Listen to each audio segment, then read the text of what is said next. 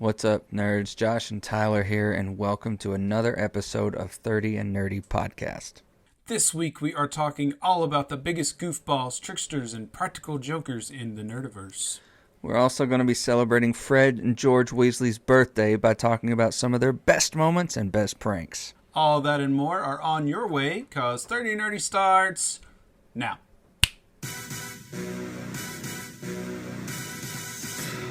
It's time to get nerdy. It's the 30 and Nerdy Podcast with your hosts, Josh Davis and Tyler McDaniel. Brought to you by Advertising Expressions, Encore Theatrical Company, Freddy Cat Productions. 30 and Nerdy is a Next Wave podcast and a Badcast Company production. Be sure to follow us on Facebook, Instagram, and Twitter. Join the conversation using the hashtag 30andNerdyPod. Find us in the Pod Nation on podchaser.com and rate this episode. Got something to say? Let us know. Email us at 30andnerdypod@gmail.com. Cheers to you, nerds. And now your hosts, Josh Davis and Tyler McDaniel.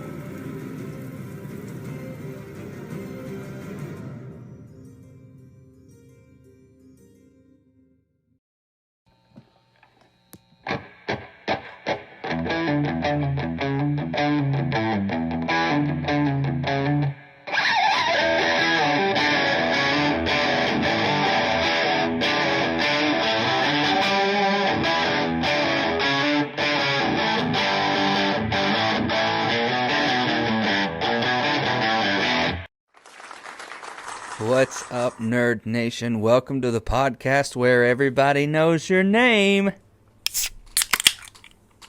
Cheers to you. Cheers to you. This is 30 and Nerdy, and I am your master of ceremonies, the biggest Cyclops fan to walk the planet, Mr. Marvel himself of this show, Captain America of Morristown, Tyler McDaniel. And I am joined by my amazing co-host, my best friend in all the world, the DC dude, if you will, the biggest Bat fan to walk God's green earth, and probably, most notably, his biggest favorite superhero, Dr. Fate. And he is also your nurse practitioner for the show. And does all the sound effects with his own voice. Josh Davis. What's up, Doc? Wow, that's talent, man. Yeah, it's pretty good, right? It is. Yeah. Nurse Davis. Hello, nurse. You should hear my Darth Vader. God, that's good. It's all me, baby. It's all me. That's talent. I can tell. You've been practicing. Yeah. Well, Definitely. I'm preparing myself for auditioning for America's Got Talent. So. Mm-hmm. Yeah. Oh, I think you're good. Because I think love, you're ready. I love improving things in front of large groups of people. It's my favorite thing ever. Well, I hate it. Can't stand it. I like small crowds, so. Yeah. But, if you are tuning in for the first time, you're probably like, wow, these guys have really got it together. They know themselves so well and each other. And if you're a regular, then you know that entire intro is a crock of crap. It's April Fool's, ladies and gentlemen. April Fools. Yes, there's no way in heck I'd ever call myself a Cyclops fan except for this day. And there is no way that Josh would ever be the DC dude except for April 1st. So April Fools, you've been duped. You've been had. Bamboozled. You've been foiled. Hoodwinked. So much ballyhoo going on in this show already. I'm telling you, man, I think today, the fact that April Fool's Day is not a national holiday is a travesty. You know, April Fool's is a fun day, except for the time that you guys pranked me like 9 years ago and told me that you lost one of the WrestleMania tickets. But we'll talk about that later. We will. 9 years ago today, in fact. It is. That happened. I missed a whole half of my physical education course at college because of that. Okay, that I did not know. I was devastated. I did not know that. April Fools. No, I was fine. Okay. But anyway, it's a great time for jokes, And I found, not to make light of a very serious situation, but I am going to do just that. These are social distancing pickup lines. Ooh. Okay? Okay. I know people are tired of hearing about what's going on in the world, so you're still going to hear a little bit about what's going on in the world, but in a fun way here. Okay? Yes. So, here we go. You can try these out on Madison. If COVID-19 doesn't take you out, can I? God. Is that hand... No, I'm not going to do that one. Even though it's April Fool's, this is still a PG show, JD. Hey, of course. Well, teachers don't tell jokes that aren't PG. Oh, of course. That's never happened ever. That's in your contract. Since all the public libraries are closed, I'm checking you out instead. Boo. Yeah. You can't spell virus without you and I. Wow. Yeah? No. I would have said, you can't spell virus without us. Oh, that's way better. It is. Oh, man. Why aren't you writing these things? I don't know. That was... I gotta give it to you on that one. That was great. Thank you. That was way better. Thank Okay. Baby, do you need toilet paper? Because I can be your Prince Charmin. Oh, Lord. No? Well, I mean, that's not too bad, I guess. I saw you from across the bar. Stay there.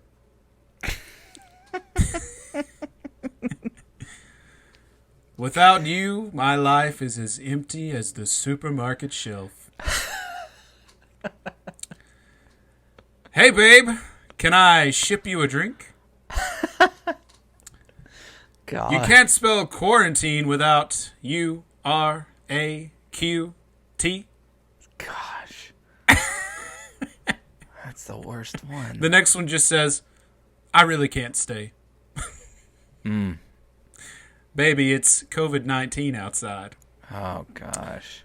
So another negative spin on that song. But there you go. Those are your pickup lines.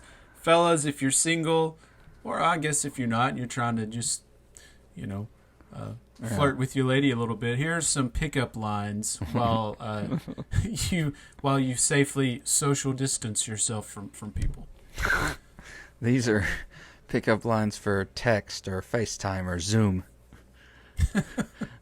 Or drone. Or drone, whichever you're using at the time. So, my goodness. Aside from those garbage pickup lines, how's your week been? Man, it's been business as usual. Mm-hmm. April Fools. No, it's, some people are talking about, all these things that you're going to get to do, all the books you're going to get to read, and the shows and movies you're going to watch during this time.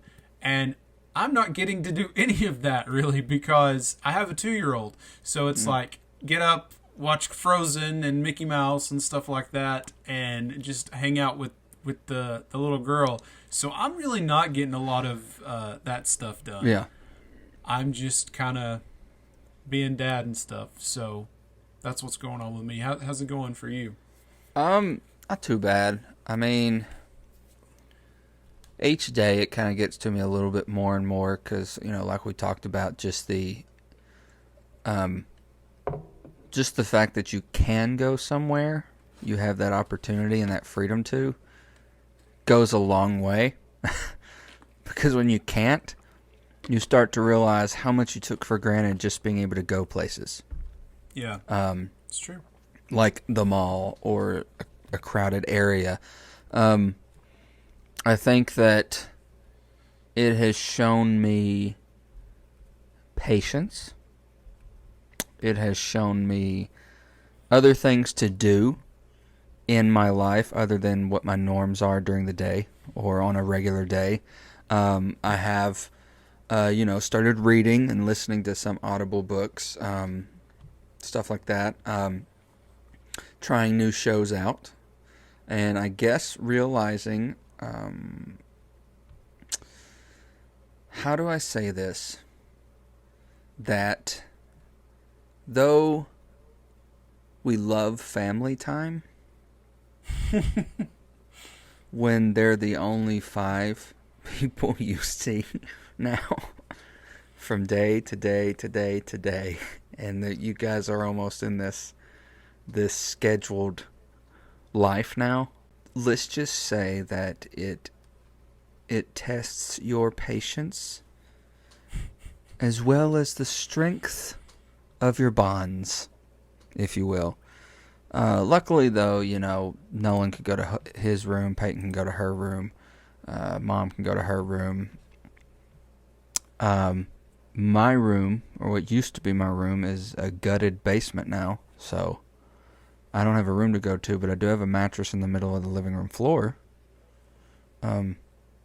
which makes me feel like it's either doomsday or I'm in a mafia family, and we're putting mattresses on the floor. So I don't know, man. I'm finding some ways to pass the time, but it really does. It's fine when it's really nice out. Like a few days before this, there were great walking weather, and so I'd take her up for a walk, or we'd mow the yard, or we just took the cover off the pool because we're having to change liners. So we were like, we can go ahead and get a step up on that since it's been nice and we got nothing else to do. So we took the cover off, folded it up, put it in the building, and we started cutting away at the liner so we can replace it in a good amount of time and not have to lose swimming time. So it has shown me patience. That's the word that's coming out of COVID-19 for Tyler, is patience. Wow. How long it lasts, we'll see. I'm excited to hear that the pool is on the way, though. Yeah. Especially since we skipped winter, if it's going to be swim-worthy weather in April, coming up, we might as well open it early. We spend a lot of time at that pool. We do. It's going to be an interesting when everything calms down and I get to go back to Atlanta. I think that's one thing that settled in is I was like, I finally did it. I finally moved away. I got the courage. And a month later, now I'm quarantined back in home in Morristown. I was like, well, it was a good month while it lasted. Now I'm here for another 3. And you don't even get to come to the fortress to see the show. I don't. It's like, we're literally a mile and a half from each other, and I'm down in my Sanctum Nerdtorum when I could be in the fortress. Like the good old days. Hard times. Hard times! Yeah. As the American dream would say. Hard times, baby. I hear that our buddy had a little something to say this week. Yes, the Rev. Formerly known as the Rev of Rants. He really took what we said early on this year about 2020 being a more positive nerd impact, less toxic nerddom. Sure. And he has found a new heart, if you will. Okay. Got a heart transplant from the old 30 and Nerdy crew. And he is now Proof that Logan Roach has a heart. Yes. Aww. And we love him 3,000 for that. So, he is now the Rev of Riddles.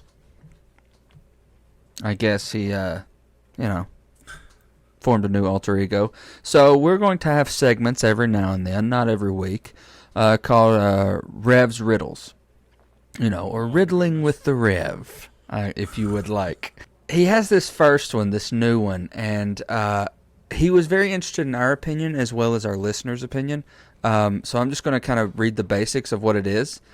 Okay. With Phase 4 basically being somewhat of an epilogue to the Infinity Saga, and Phase 5 following it, establishing the future of the MCU. Using the MCU formula that we have seen to date, who is your big start for the future? Who is your Iron Man, your Hulk, your Cap, your Thor? Who carries us into the next gen of the MCU? The blueprints are yours to build with that formula. So, Doc, It's a lot of pressure. It's a lot of pressure. I mean, I would like to say that I am moving heavily forward with X-Men.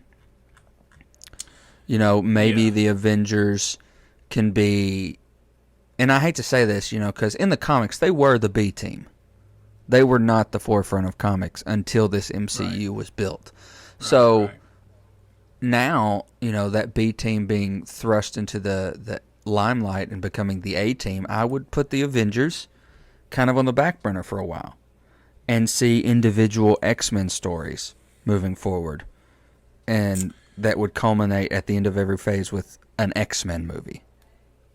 I think that Spider-Man, as long as they can get the stuff worked out with Sony, I think that he's definitely got to be prominent moving forward. Mm-hmm. Maybe Doctor Strange as well, since he's got another movie in the works. Mm-hmm. How about Black Panther? Yeah. And also, I really want them to go ahead and bring Wolverine in pretty soon.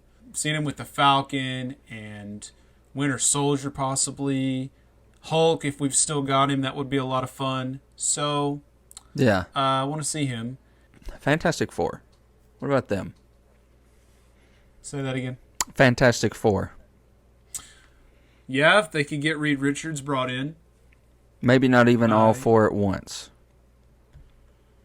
Well, and Johnny Storm is an opportunity to have another cool, like, young hero. Mm-hmm. That's an interesting power to have at your fingertips. What if you were set to build Phase 5 and on? Captain Marvel, too. I mean, I think she's going to keep carrying on for a while, so she would probably be a pretty prominent leader in that universe, too. So, I think that's still a pretty good team. Spider-Man, Captain Marvel, possibly Wolverine one day, maybe Daredevil. He might be coming in. So, kind of nearing the new Avengers storyline. Like, the new Avengers. Yeah. Yeah. Or kind of like what you saw in Ultimate Alliance. Just a hobnob of crossover. Yeah, maybe. That'd be cool.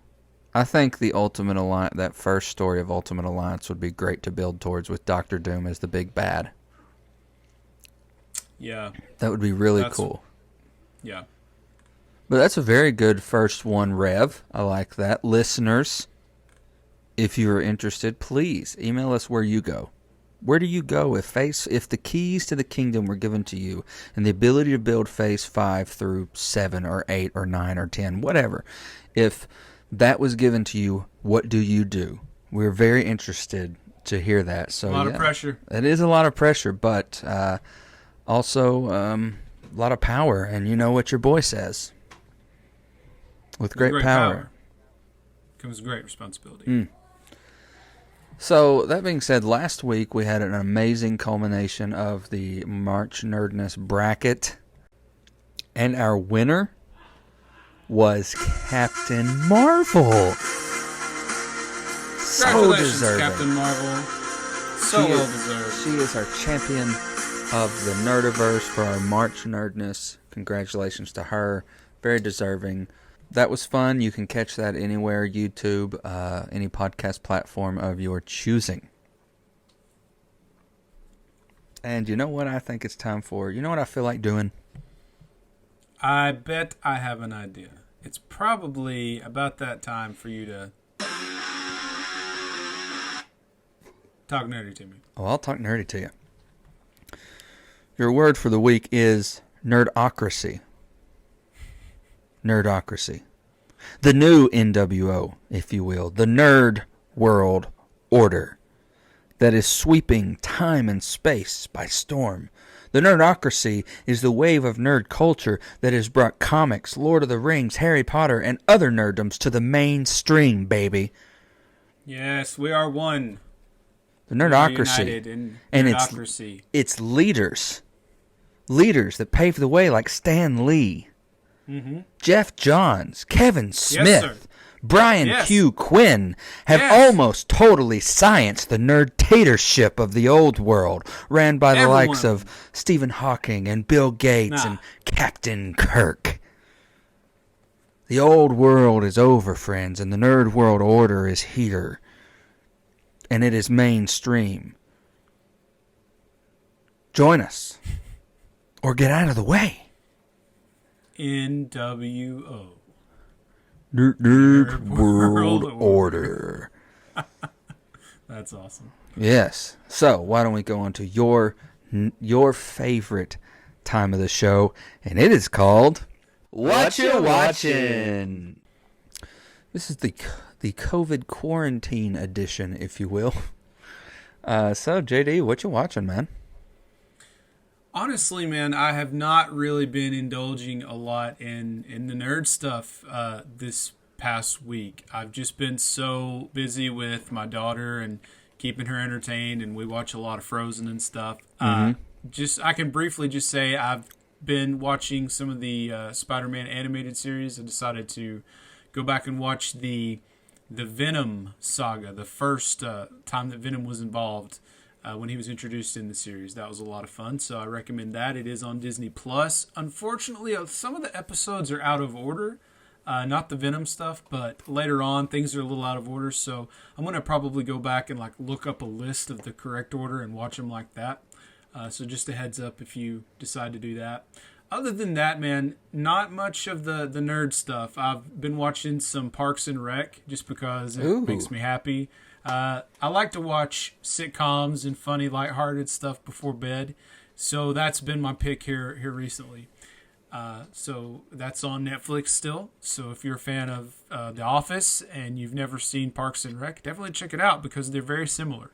They're not same connected. creator. It's not a spin-off or anything like that, but it's a very similar style.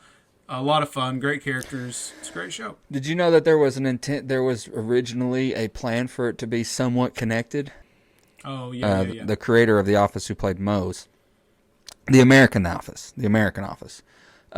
He originally had an idea to have an episode where they have to order a new printer. And they have to order used. And Scranton's terrible printer that they got rid of in the office wound up there. So he had this entire back and forth insinuating that Leslie was arguing with somebody at Dunder Mifflin in the Scranton business office on pricing, but they eventually get it and it sucks. And the original working line was, where did you get this? I don't know. Some Munder Difflin or something like that. Some stupid paper company in Scranton. That would have been so good. Could you imagine Leslie Knope versus Dwight on the phone? Oh. Or Ron Swanson and Dwight, or Ron Swanson and Michael Scott? Ron Swanson would not know what to do if he talked to or met Michael Scott. Leslie Knope, though, would love Michael Scott. They would have gotten along. Would she? I think she would have. She would. I don't know. Her excitement for her job and his excitement for his job, I think would have made them get along. Yeah, but sometimes Michael Scott is not politically correct, and I don't think that she would like that. That's true. So how about you? What you watching? I've been watching a lot, man. And with now, since I've moved, there's one TV in the house, the big TV in the living room, and 5 people sharing time.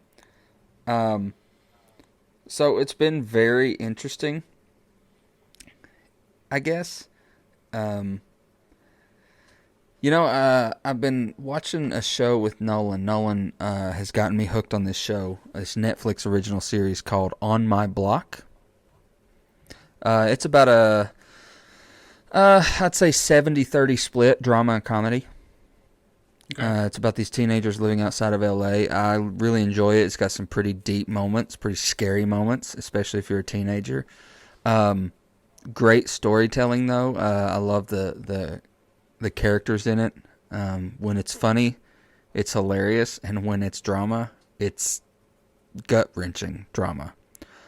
So I enjoyed that. Peyton and I, before all this, she was catching up and binging through The Masked Singer, and so it's a great show. I love that show. Now that we're home and we're in this quarantine, we've watched a couple episodes as a family, and me and her have actually developed a pretty good record. Okay, I wouldn't say pretty good, a decent record at correct guesses in a few episodes. The most recent unmasking was JoJo Siwa, and that was It was pretty easy. If you know who JoJo was. The I used to dinosaur, watch. Right? Yes, she was the T-Rex. I used to watch Dance Moms for some reason. So I knew who she was already. And she's also, these days, a popular YouTuber. So her Spitfire energy on the mic and the way she'd say, like, OMG or blah, blah, blah, Peyton immediately guessed it. And after hearing Peyton's guess that it was JoJo, I started to pick up on, even with her voice changing that they do in the show, you could hear her speech impediment. And JoJo has not to be mean, it's just something she has. And so we were right with that one. We were 100% right. And it shocked us that the judges waited so long to pick up on it, and only one person guessed it correctly before she was unmasked. So, yeah, I do not have a great record with guesses. I've only really guessed like 3 or 4 of them. I definitely knew Tommy Chong a long time ago when he was on the show. He was the pineapple or something. I knew him. And then there was a couple others that I was pretty sure about. Last season, Chris Daughtry was on it. Mm-hmm. And for some reason, I was so certain that he was Nick Lachey. I was adamant about it. I was telling Becky, like, that guy is definitely Nick Lachey. And it was Chris Daughtry. So every time I feel really confident about one, I'm never right. The premiere of this year was after the Super Bowl, you know? Yeah. Me and Dad watched that episode. The second the robots clue package started and he was talking, I was like, that's Lil Wayne. Even with the robot voice, you can hear Lil Wayne. And then when he sang, I was like, that's definitely Lil Wayne. Yeah, his voice, and he even sang like this the whole time. Are you gonna go my way? I was like, it's Lil Wayne. Easy. Done. And I was right. I had no idea. I like that show, though. So then me and Mom... It's a lot of fun. Watched a great thriller that I highly recommend. It's called Gone with Amanda Seyfried. It's on Hulu. Mm-hmm. It hit me hard because there are so many cases that happen in this movie. There's so many cases like that around the world. And so many, no disrespect, but law enforcement officers react the way that they react in this movie. I'm not going to go into detail. I'm not going to spoil it for you. I highly recommend you watch it. If you've watched it and you want to talk it, you can, email us at the show, and we'd love to talk about it with you. But, JD, I highly recommend it. It's not a horror. All right. Okay. I think you and Becky would really like it, especially since she loves, like, true crime and all that. Okay. We'll check it out. It's called Gone on Hulu. I did also watch a documentary. I did not want you to be the only documentary writer or watcher. So there's this documentary on Amazon Prime, so which means if you are a Prime member, it's free for you on Prime Video. It's about real-life vigilantes in costume. Real-life superheroes, if you will.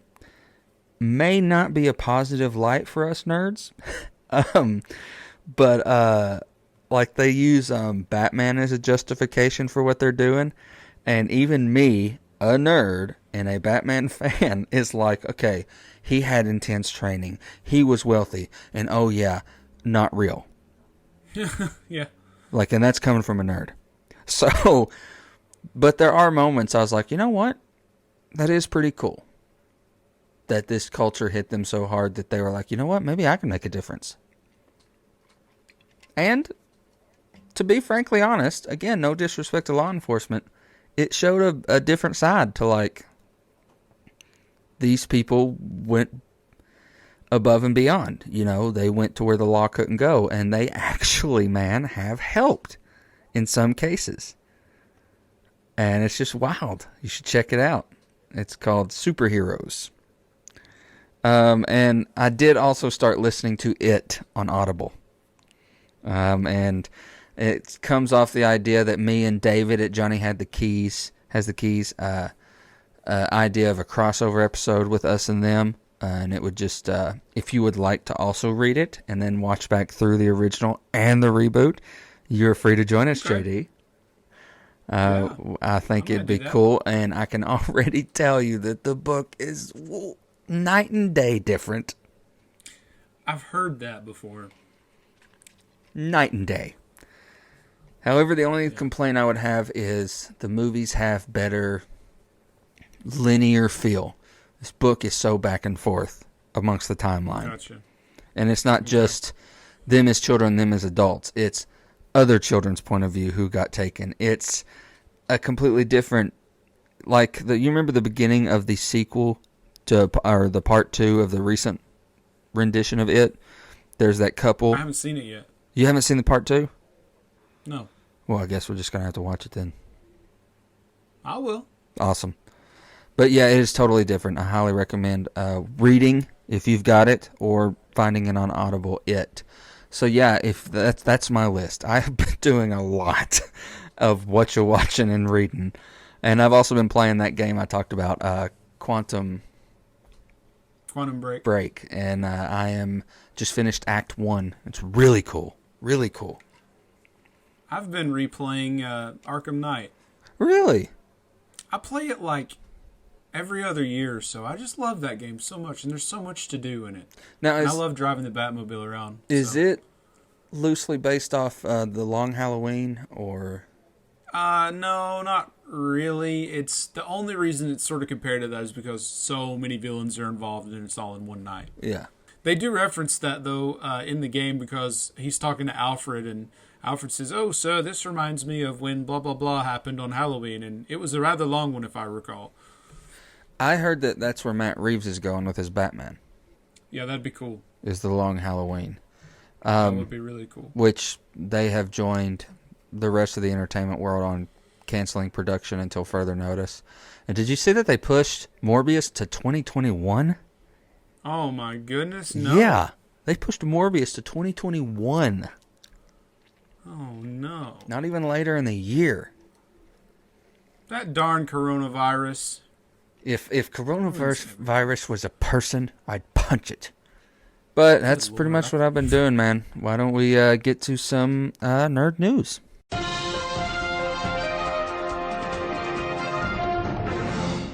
All right, here we go. DC Comics said they will begin to push some new comics during the pandemic to go out digitally because their shipping team is shut down.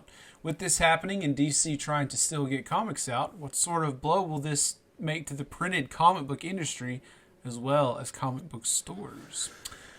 That is an interesting question. And Kevin Smith was talking this week about that, like how he owns a comic book store in New Jersey. Secret Stash. Jay and Silent Bob's Secret Stash. And he's owned that store for like 20 years. And he said, we're going to take a big hit from this. A lot of people are going to struggle. Yeah. And think about the hole-in-wall comic book shops, the not-known comic book shops. Like, think about that kind of weak sauce comic book shop where me and Logan live in Atlanta. Yeah. I mean, it's going to take a huge hit. But yeah, man, that's scary for that industry. So next, the company behind Just Cause. Did you play that? No, not really. It's a pretty popular first-person shooter game, or FPS for you video game nerds out there, is rebranding from Avalanche Studios to Avalanche Studios Group and introducing 3 different creative branches called Avalanche Studios, Expansive Worlds, and Systemic Reaction, which just dropped a new teaser trailer for a new first-person shooter. And do you know which that second branch, Expansive Worlds, do you know what games they make? I do not. You know those hunting arcade games? Oh, yeah. That's them. Yeah. That's them. Okay. Bill Burr will be reprising his Mayfeld character in The Mandalorian Season 2. Great. Bill Burr's character was one of my least favorite parts of the whole thing. That episode where they infiltrated the prison to get the guy out, all those characters, I did not like any of them. And if you are a Patreon supporter of the show, you get all of our Mandalorian Mondays when you sign up. Nice plug. Did you know that Sasha Banks from WWE also filmed a stint in Season 2? I did. And it has also been rumored that Jamie Lee Curtis will be spotted in Season 2.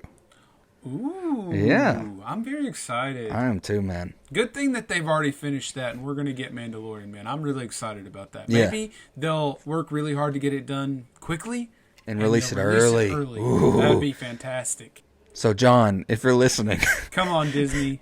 Moving on, a new graphic novel is heading to the shelves. Gotham High, written by Melissa De La Cruz, follows high schooler Selena Kyle and her love triangle with Bruce Wayne and Jack Napier.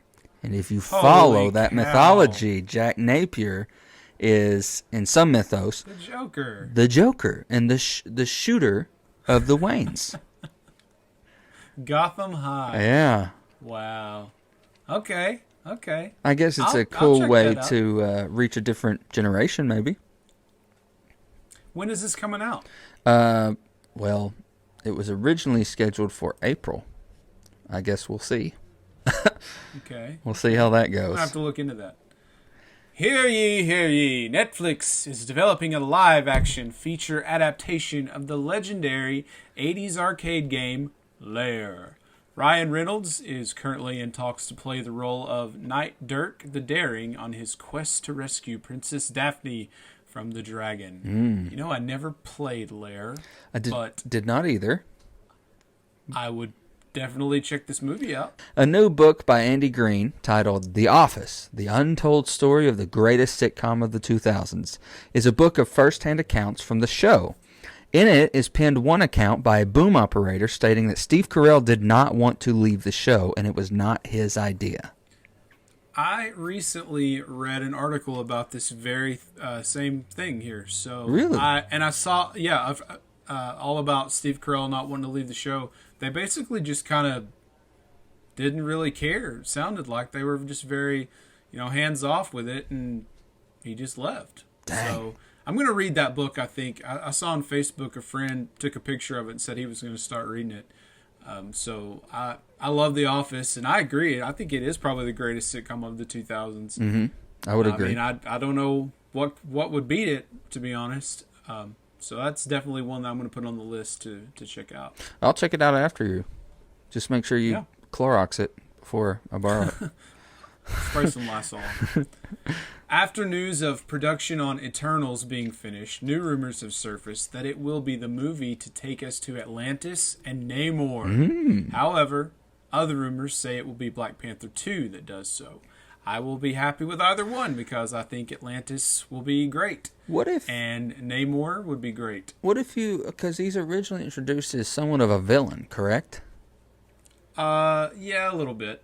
What if he's against Wakanda in Black Panther 2? That'd be pretty cool. Yeah. And it'll also be interesting to see how Marvel does the underwater kingdom differently than what was in Aquaman. Oh, yeah. Yeah. So that'll be very interesting. With the pause of some comic production and the business at its most dangerous since the late 70s, legendary comic book writer Gail Simone and other writers have led a charge on the thought that it's time for another Marvel DC crossover series. It would be the biggest thing to ever happen. I mean, people would go crazy for this. I think it's a great idea, but I think the problem is would Disney agree to do something like that? Yeah, because now you got to think they're now under the Disney banner. So it's sort of like with Vince McMahon in the WWE, like he does not acknowledge any other any other type of wrestling or sports entertainment. Yeah. It's kind of like that with Disney. Like they're not going to acknowledge any other thing. No. All their own stuff. So I don't really see it happening, but it would be huge. It would make a ton of money. I would buy 3 issues of each one. I'd buy an issue of each thing released to read, an issue of each thing to shadow box, and then an issue of each thing to save and pass down to my kids and say, I was there, son. I was there when the great crossover happened. I was there, kiddo. I was there. This used to be orange trees as far as the eye could see. You take these and buy yourself a spaceship.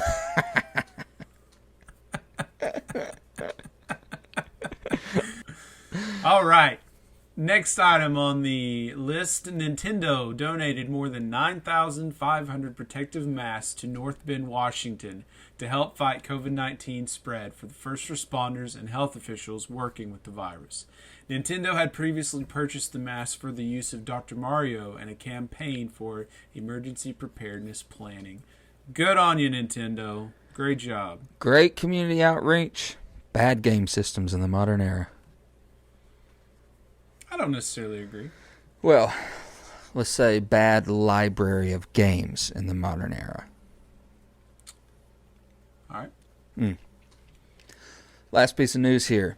In a recent interview with Collider, Wonder Woman director Patty Jenkins opened up about her original comic book movie debut as Thor the Dark World's director, why she exited the project, and she went on to say, "I did not believe that I could make a good movie out of the script they were planning on doing."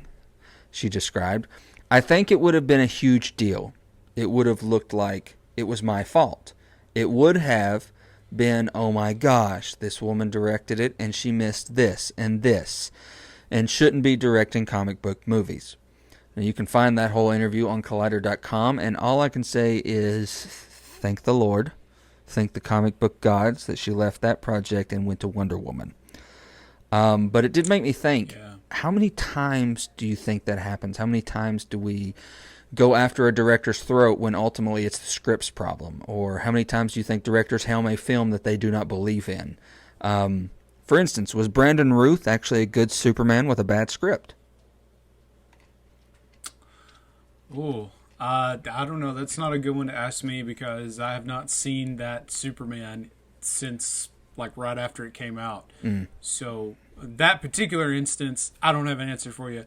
Okay. But I think it probably happens a lot. You know, think about how much flack that Rian Johnson got after The Last Jedi. But then apparently Knives Out is like the greatest thing ever. I haven't seen it yet. But every single person that I have heard from who has seen it has said it was just like this unbelievable movie. Yeah.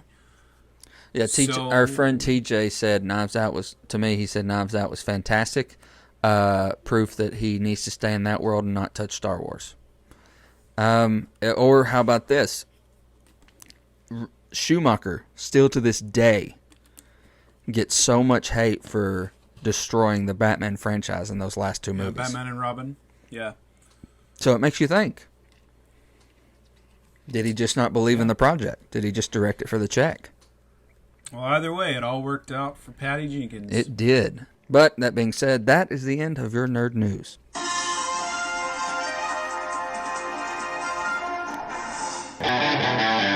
Encore Theatrical Company is a volunteer-based regional community theater that uses the power of the arts in live performances, education, and various creative outlets to cultivate and enhance the quality of life in the Lakeway community and the East Tennessee region. There is always something going on at Encore, from plays, musicals, camps, classes, community outreach, and most of all, fun.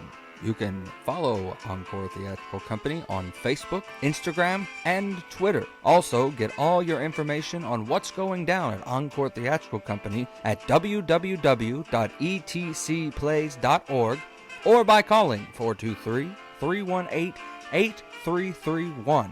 Come see what the rest of 2020 has to offer. 5 women wearing the same dress, Pippin, Frozen Jr., and even Elf the Musical. Come see what's going on here, where it's not just theater, it's Encore. Ashley Lodge Photography is the place to go if you want an original, creative, and fun photo shoot. A true variety junkie, Ashley's main focus is bringing out genuine personalities in all the vibrant colors that make your life unique. Specializing in commercial and dance photography, Ashley Lodge has 15 years of professional experience and is available for any type of photo shoot. Weddings, headshots, seniors, and newborns, Ashley has the passion and creativity to offer each client a truly one-of-a-kind experience. Clients enjoy photo shoots in a full commercial studio located in downtown Morristown, as well as anywhere else on planet Earth. Seriously, Earth is huge, so dream big! Ashley is ready to enthusiastically leap into whatever amazing art you, your family, your company, or dance studio is inspired to create. If you mention 30 and Nerdy, you will get a 20% off discount from Ashley. So check out www.ashleylodgephotography.com to become inspired and book your next photo shoot. Hey everybody, this is Nerd Bomber here, one of the co-hosts of the Online Warriors podcast. Our weekly podcast started as a way for three friends to keep in touch and discuss their passion for movies, gaming, technology, and entertainment. And since then, we've grown into a fantastic online community. Every Wednesday, we release a new episode discussing the latest nerdy news, and then we go hands-on with our weekly adventures and a fun trivia show. Sound interesting? Check us out on every podcast platform, including Spotify and Apple Podcasts, or hit us up at onlinewarriorspodcast.com. And we're back, and it is time for us to on the best tricksters, the best jokesters, and the best pranksters in the Nerdiverse, because today is a day to celebrate people like that, because it is April Fool's Day. Happy April Fool's Day, everybody. However, though, first, we have a birthday to celebrate. Fred and George Weasley are perhaps two of the most loved characters in the Potterverse, and for good reason, too. Today, April 1st, as you are listening to this right now, it's Fred and George Weasley's birthday. Today, they turn 42 years old. Well, sadly, George turns 42.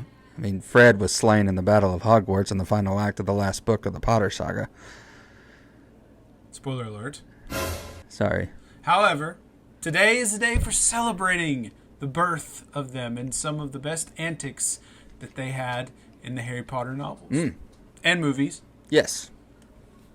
Yes, some of the best antics. And sadly, if you're a book reader and then you watch the movies, some of their antics went unseen in the movies. But we could do episodes upon episodes about the books. These are just some of our favorite moments. And we may have some of the different moments, JD. So, My first favorite moment is when we first meet Fred and George in the first book and movie, and it's when Harry's trying to figure out how they're getting to platform 9 3/4, and Molly's showing him, and then Molly turns and goes, "All right, Fred, George, your turn." And he goes, "No, I'm George. He's Fred." "Honestly, woman, you call yourself your mother, our mother." And then they're like, "Just kidding. I am Fred." Boom, runs through. I think that sets the tone for their character.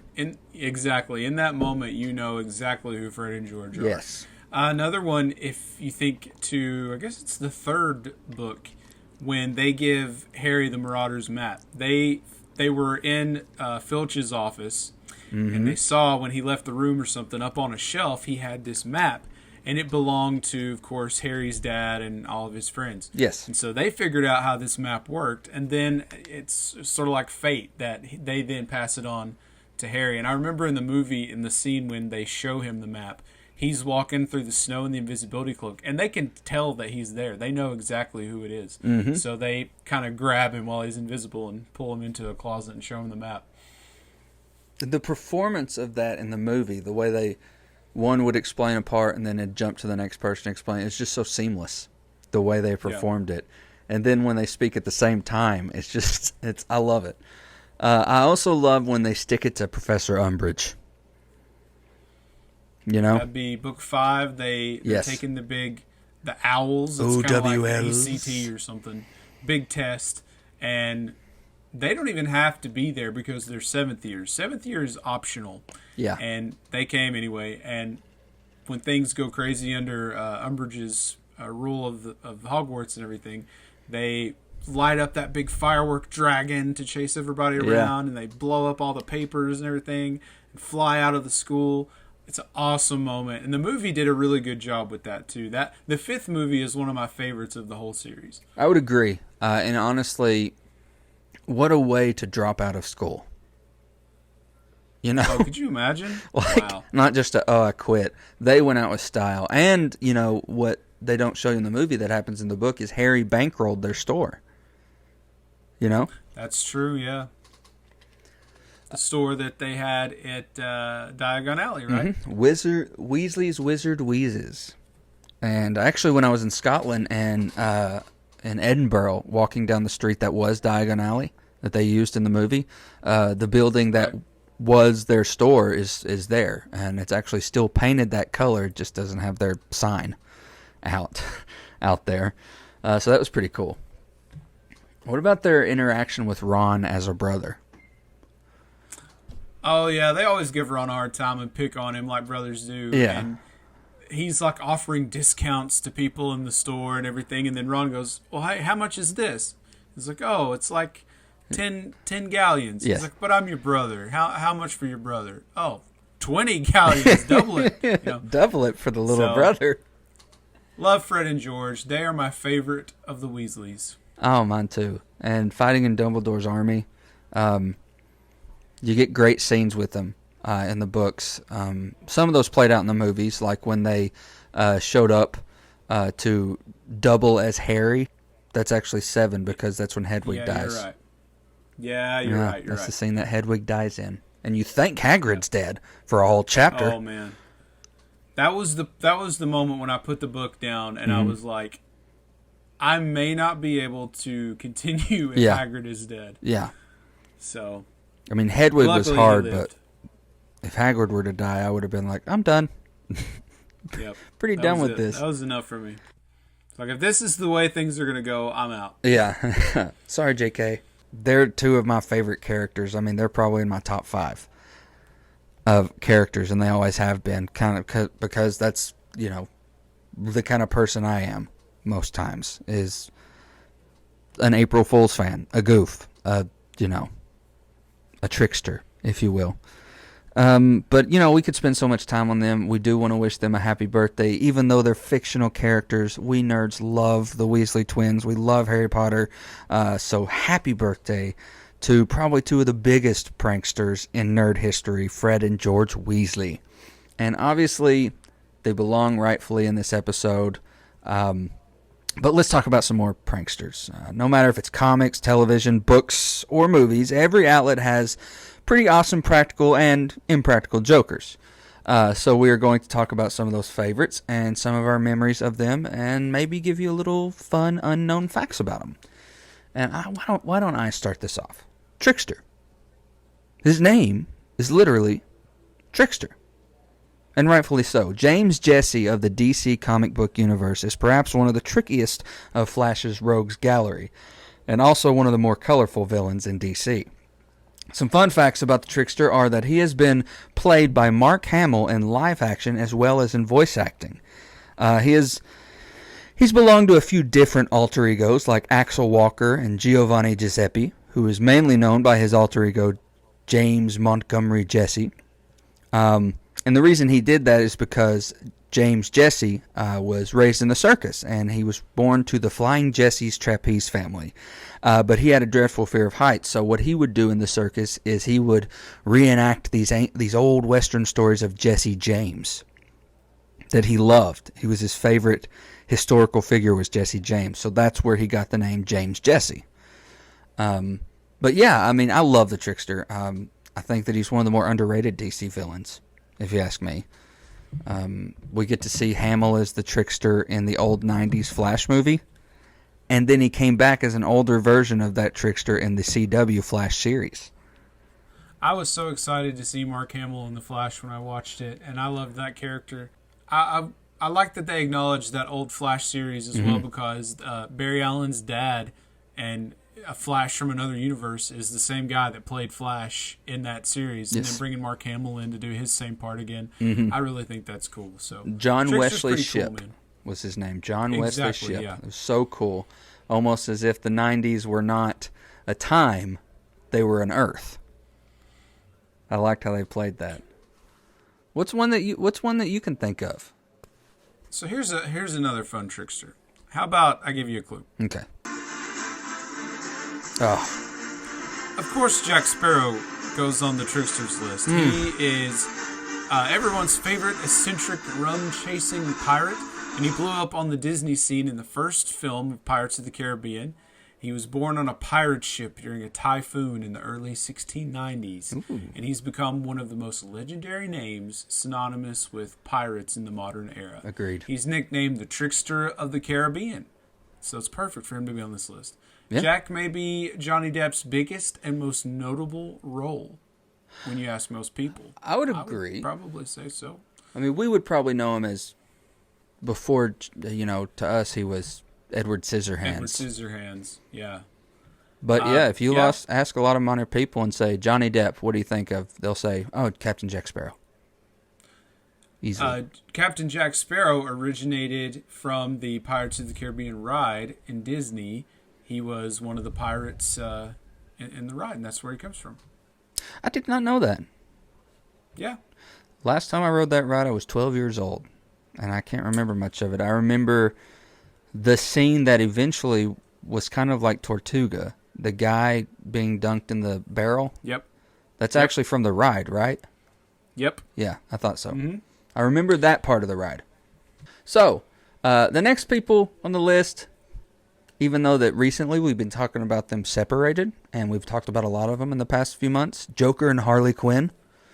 We've discussed them quite a bit. Don't want to go too much in detail on them because you've already heard us talk about them till we're blue in the face. But they belong on this list. Joker with his electric handshaker, his gun that says bang instead of shoots, his acid flower, his chattering teeth, his laugh. Harley Quinn with her laughing gas. Yes, with her mallet and her. I mean, he's a clown. Come on. Yeah, I mean, it would be hard pressed not to say that Joker would be, if this was a ranked list that we were doing, if we were ranking, he'd be battling for top 3 easily. He'd be up there for sure. Yes, absolutely. How about Loki? Loki is like the god of tricksters, right? He's perfect for this list. He's most notably known. He is most notably known by his portrayal by Tom Hiddleston these days in the MCU. But Loki is the greatest trickster in the Marvel Universe. He's the son of Odin and half-brother to the god of thunder, Thor. Of course, he's not the biological son of Odin. He's actually a frost giant. But he has the ability to multiply himself and change his form and do all this stuff. So with Loki, much like a lot of other tricksters in comic books, you never really know what's real. Yeah. What you can trust and what you can believe. And we also see that in the movies, like when Thor's talking to him and he's not even there. So he throws rocks through the little image and that he Ragnarok sees, the projection of Loki. I also like when Thor's telling the story about when they were kids. He's like, he turned himself into a snake, and he knows I really love snakes, so I'm picking up and I'm cuddling this snake, and all of a sudden, boom, it's Loki, and he stabbed me. Like, it's like, oh, what a prank. Trying to kill his brother, even at a young age. And also, I like when in Avengers, the first Avengers movie, Natasha's like saying all this bad stuff about him, and he did this and this, and he's like, take care how you speak of my brother. He's of Asgard. And she goes, he killed 18 people in the past 24 hours. He's adopted? He's adopted. My favorite thing about Loki and Thor is Go Get Help. Oh, can we do Get Help? We're not playing Go Get Help. It's like, help, my brother, go get help. And then he throws his lifeless body at the bad guys. You remember when at the end of Ragnarok, when Surtur blows up and he's like tall and destroying Asgard, Loki's just like, I'm not doing Get Help. I'm not doing Get Help. I like Tom Hiddleston as Loki, but if you really want to get a grasp for Loki, read some Thor comics, man. I mean, his antics are just legendary. This next one belongs on the list from way back. Bart Simpson. Now, in our days, I don't know if you watched it and quoted it when you were a child in the 90s, but in my heyday, first off, The Simpsons was a no-no to watch, and this kid was probably one of the most hated TV characters by parents. His catchphrase, eat my shorts. Don't have a cow, man. Yeah, got a lot of us 90s kids in trouble with parents, teachers, any authority figure that you said that to would get you in so much trouble. He was originally voiced by famed voice actor Nancy Cartwright. He first appeared on television, though, in the Tracy Ullman Show short Good Night in 1987. Then they got their own show. Fun fact, though, Nancy Cartwright originally auditioned for the role of Lisa, and Yardley Smith auditioned for the part of Bart. However, due to their voice tones, they were switched in casting. Cartwright got Bart, and Smith got Lisa. Everything works out, doesn't it? It does, because Bart's voice is iconic. every year I teach The Raven by Edgar Allan Poe. And one of the episodes of the Treehouse of Horror on The Simpsons, they did The Raven, and Homer plays, the speaker in the poem, and Bart plays the Raven. And so instead, when Homer gets up and he's chasing the Raven around, and Bart's like, "Nevermore, nevermore, nevermore." Ay, caramba. And one time, he opens the door and the Raven said, "Eat my shorts." And then Lisa's like, "No, Bart, it said nevermore," and that's all he'll ever say. But the kids always enjoy the Simpsons Raven video. Do you remember when Disney Plus started showing trailers for Disney Plus? And one of their trailers was the Simpsons trailer. Homer was in the Iron Man suit. And Bart walks out and he's like, "I'm not putting these ears on, man." And he's like, "Yo, put these ears on." And he starts doing the choking thing. I thought that was funny. What's great about Bart is, like, even if you don't know the character, but you just watch the intro to the show and you see him, like, he's writing on the chalkboard, "I will not do whatever." Yeah. And he's riding his skateboard around everywhere. You know right then all you need to know about Bart. Yeah. Absolutely. Absolutely. So I'll take the next prankster on the list. We have Peeves the Poltergeist, another Harry Potter character. Sadly, though, Peeves is missing from the movies. But he was a very popular, mischievous poltergeist, wreaking havoc in the halls of Hogwarts in the book series. And if you were sneaking around the corridors at night trying to unfold a dark plot, Peeves was one of your biggest hindrances. He could put a damper in your plans easily if you came across him, because he would call for Students out of bed. Students out of bed. And he was always somebody you had to look out for. One of his favorite pranks is randomly materializing in front of you and yelling in his shrill voice. You would hate Peeves, Josh. I would have hated Peeves. I would have absolutely detested Peeves. I hated Peeves in the book, to be perfectly honest with you. Did you know that they did actually film some Peeves stuff for the Sorcerer's Stone? Really? But it got cut. Yep, they had done some Peeves, but it was cut. I love Peeves. But I guess if you think about it, he never added to the plot, I guess. Exactly. Now, I have always said that I would love to see a Harry Potter series. Like, maybe even an animated series or something like that. I would love that. That's an opportunity to bring Peeves in. Yeah. Where you don't have to... Maybe one day you don't have small time frames to tell big stories. You could do entire series on each book. Entire seasons. Yeah. Kind of like they did with Series of Unfortunate Events. Yeah. I think it'd be great. So I'm going to take the next one as well because I can. Oh, yes. This one is one of the favorites, I would say, from this list. Agreed. How about Deadpool? It's probably everyone's favorite Marvel goofball. Deadpool, a.k.a. Wade Wilson, was created as a spoof on DC's Deathstroke in a jest that the character took itself too seriously. So Deadpool does the exact opposite of that. He doesn't take him so seriously at all.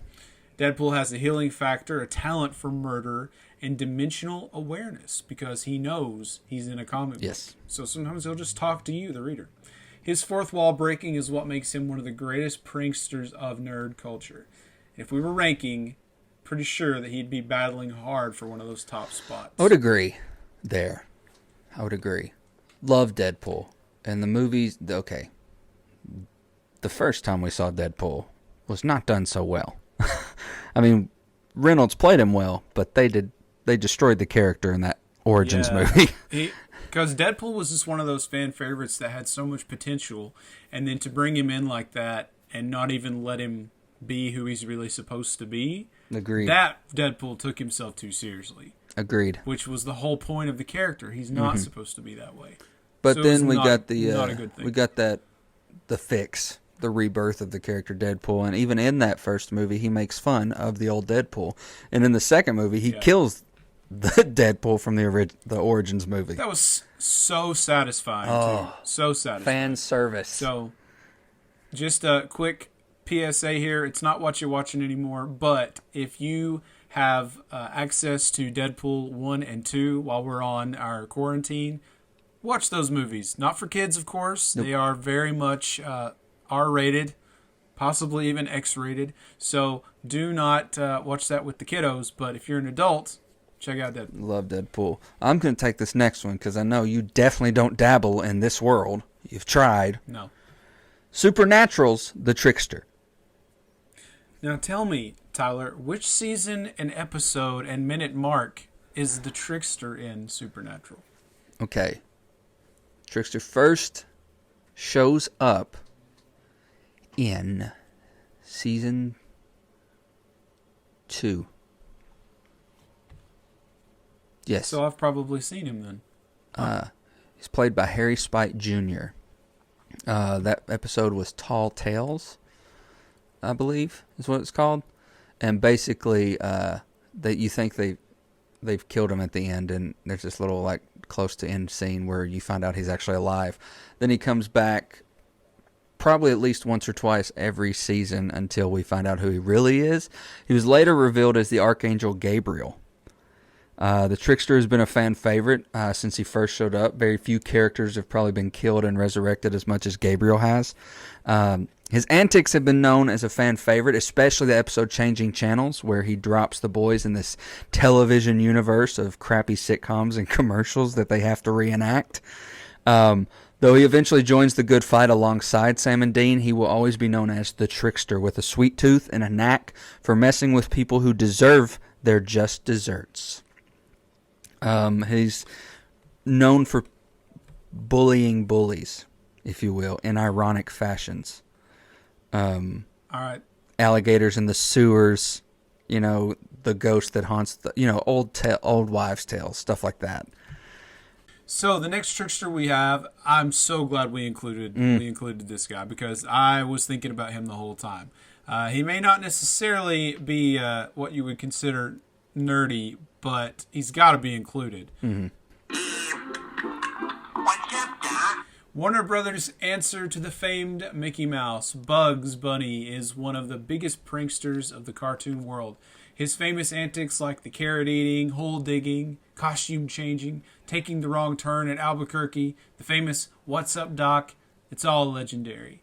Bugs Bunny absolutely 100% belongs on a list of tricksters and pranksters. Mm-hmm. And a couple things about Bugs. One, his costume antics, nobody cared back in the day if Bugs dressed up as a woman to hide from Elmer Fudd. Because it was funny.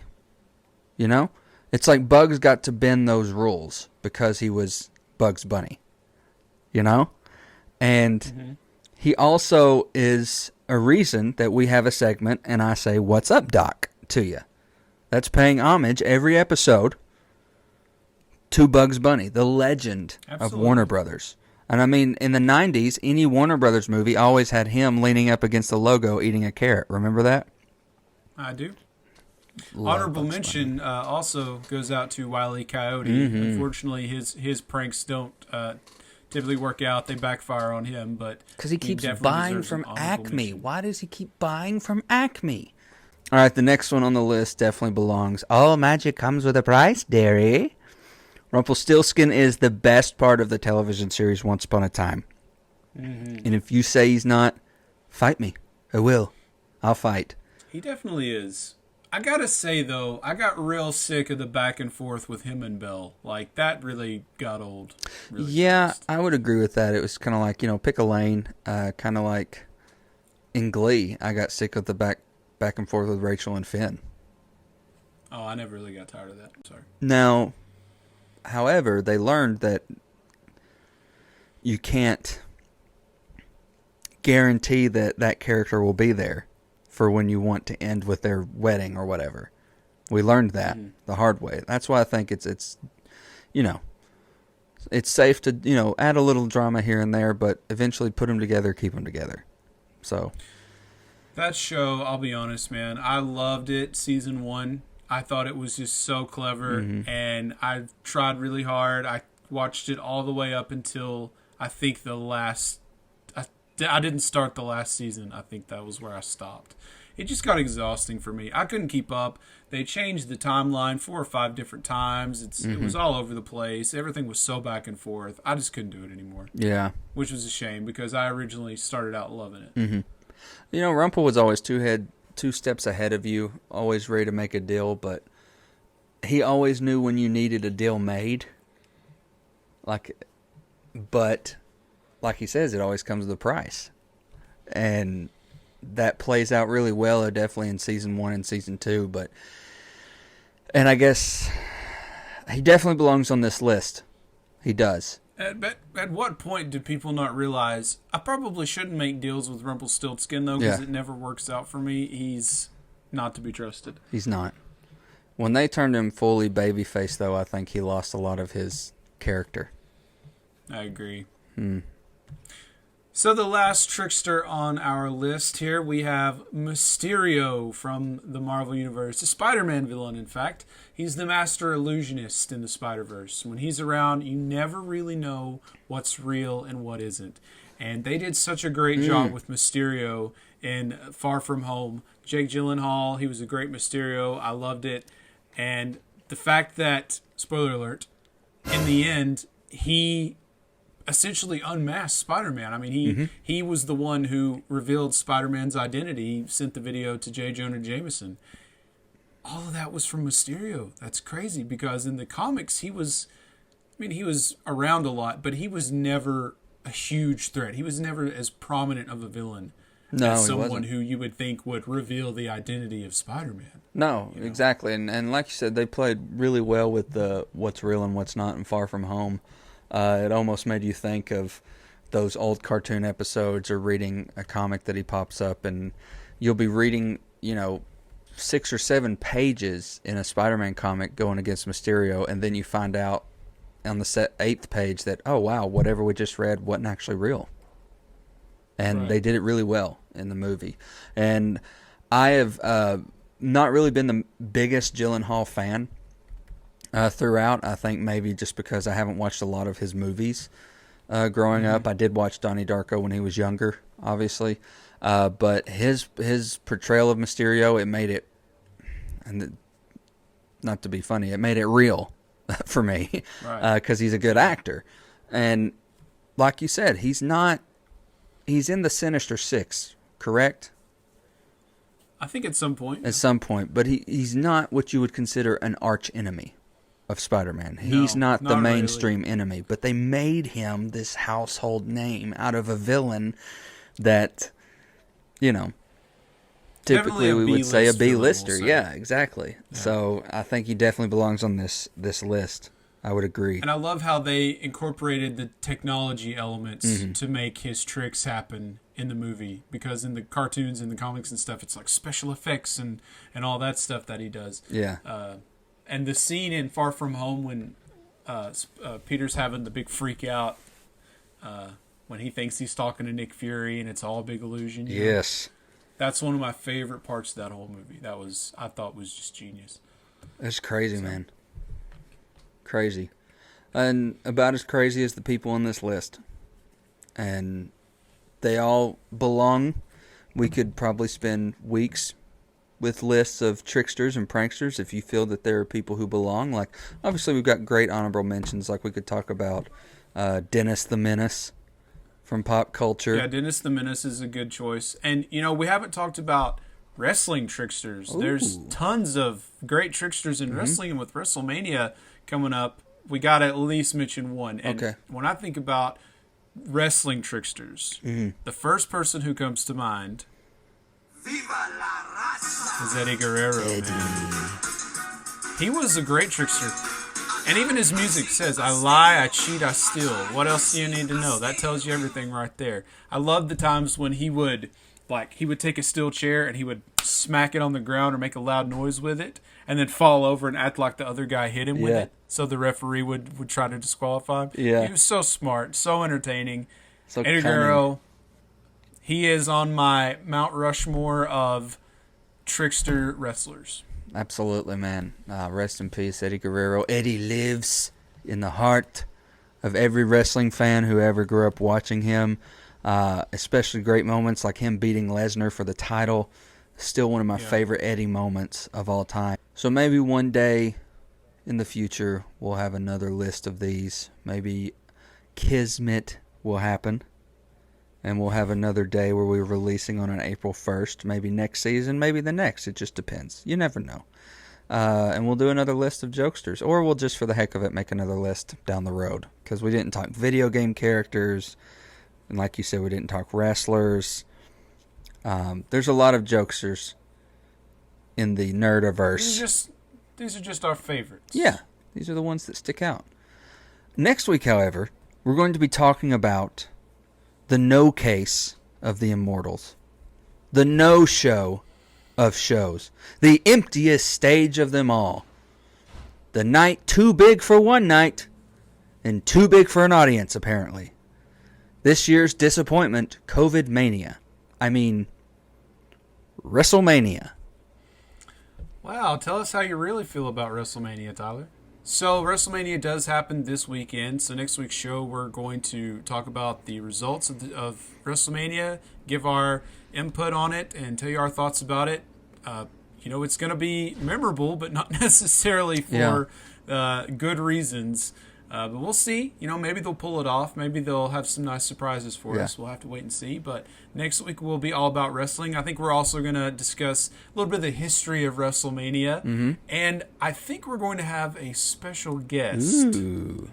A very special guest. So make sure that you check that out next week. And we will also be live tweeting during the event. So if you follow us on Twitter, 30 and Nerdy Podcast, we'll be live tweeting during the event.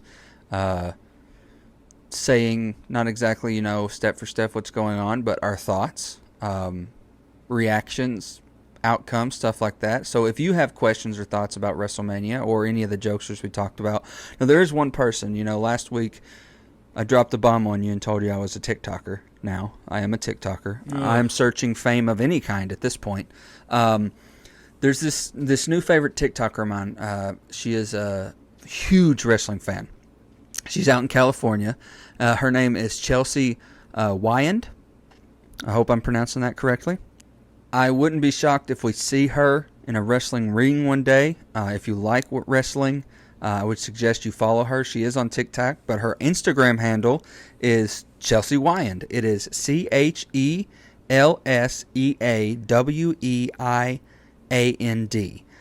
She does a lot of great lip syncing to popular promos from wrestling. She even has a cool little funny video of her reenacting a contract signing. She's most of the time seen with her women's championship around her belt, her actual one, not a toy like we buy, but that really expensive ones. Come on, man. We're 30 years old. We don't buy toys. That's crazy. We've never had wrestling matches for a toy title. That's just that's insanity. That'd be crazy stuff. But I recommend following her. I can't wait to see what she thinks of WrestleMania. I hope to keep up with her. But also, if you're on TikTok, follow her. She is fantastic. Also want to shout out to our Patreon or our Nerdtreon supporters. You get a lot of behind-the-scenes footage, special gifts every now and then, sneak peeks on what's to come. Our Patreon supporters just got April's lineup yesterday, and we will be dropping that to the general public tomorrow. So you get early on-site of what's coming up, and you get special episodes like we've talked about Mandalorian Monday. And currently we are doing This Week in Wrestling on our Patreon. Yeah, so on This Week in Wrestling, I guess we're going to give our predictions for WrestleMania. Yes, we'll go through the card and give our predictions. Definitely want to check that out. And also, we possibly, maybe I can talk you into doing some Titans Tuesdays. Finally, if you would just watch the show, please. Yeah, I guess so. Okay. Yeah. But also, give us a rating at podchaser.com. You can find us with our friends in the Pod Nation group. And you can also give us a rating in the podcast apps you use, especially on iTunes. And when you're giving us a rating, we hope that you'll give us 5 stars. That's right, 5 stars. That's the sweet spot. Even if you don't like us, please give us 5 stars. Yeah, just leave us those 5 stars out of spite. Yeah, it would really suck for you to give us 5 stars. Yeah. So that is about it, my friend. That's all we got. Yeah. I'm spent. We never told the April Fool's story. Oh, well, how about we end with the April Fool's story? 9 years ago. That's insane, first of all, to think about. I was in college, and I was in a physical education class. Okay. That it was riveting. I was so engaged with the content that day. It happened to be April 1st on this fine day, and I was looking forward to the upcoming weekend when I was going to go to Atlanta and go to WrestleMania 27 with all my best buddies. I get a phone call while I'm on break in class, and it's from Tyler telling me that Logan, who has our tickets, the physical copies of our tickets, has lost one of the tickets. Well, I'm freaking out, and I'm thinking, this is why I should have been the person to hang on to the tickets, because I don't lose things. Logan is an idiot and has lost our ticket, and they're trying to tell me that, Tyler's girlfriend at the time, she's not going to get to go to WrestleMania because Logan lost her ticket. And I said, well, you know what? I think she should go, and I think Logan should stay home because he lost the ticket. So I am calling. I get on my phone and call the Georgia Dome. I call them, and I say, listen, my friend is a moron, and he lost our ticket. What can we do? Is there any way that we can, prove that we had the ticket or something like that, and that we can all still get in? And I can't even remember what they said. But then I call you back, and I'm ranting and going on and fussing about Logan, and you go, Josh, calm down. And I missed all of the rest of my class at this point because I'm calling the Georgia Dome, and you say, no, wait, what day is it? And I said, I don't know, it's Tuesday. What do you mean, what day is it? And he said, no, what's the date? It's April 1st. And I was like, you son of a mother. My blood pressure went through the roof. I'm cussing out my friend Logan. I'm calling the Georgia Dome, asking what I can do to get a replacement ticket because my idiot friend lost one because I should have been the one holding them on. And then you tell me it's all a prank. And I've never forgiven you for that. And you just wait. One day, you're going to be 57 years old. April 1st. I'm going to walk into your house and slap you in the face and say, that's the payback April for the WrestleMania Fools, ticket. jerk. April Fools. Slam the door in your face and walk out the door. Or walk away. Oh, gosh. What a story to end it on. I'd forgotten how enjoyable that was. Yeah, it was great. It was hilarious. Fantastic. The reason you're on blood pressure medicine now is because of me. Those people at the Georgia Dome felt so bad for me. They were I've thinking never been to WrestleMania. This is my first WrestleMania that I'm excited about. I think Logan's ruined it. You're like, he did this on purpose because you want it to be a you thing and not include me. Oh, man. Oh, right. That was a good time. Well, man, I guess we'll catch you around the river bend for the next one. We'll see you this weekend, I guess. We'll watch Mania. All right, and we will catch you nerds later.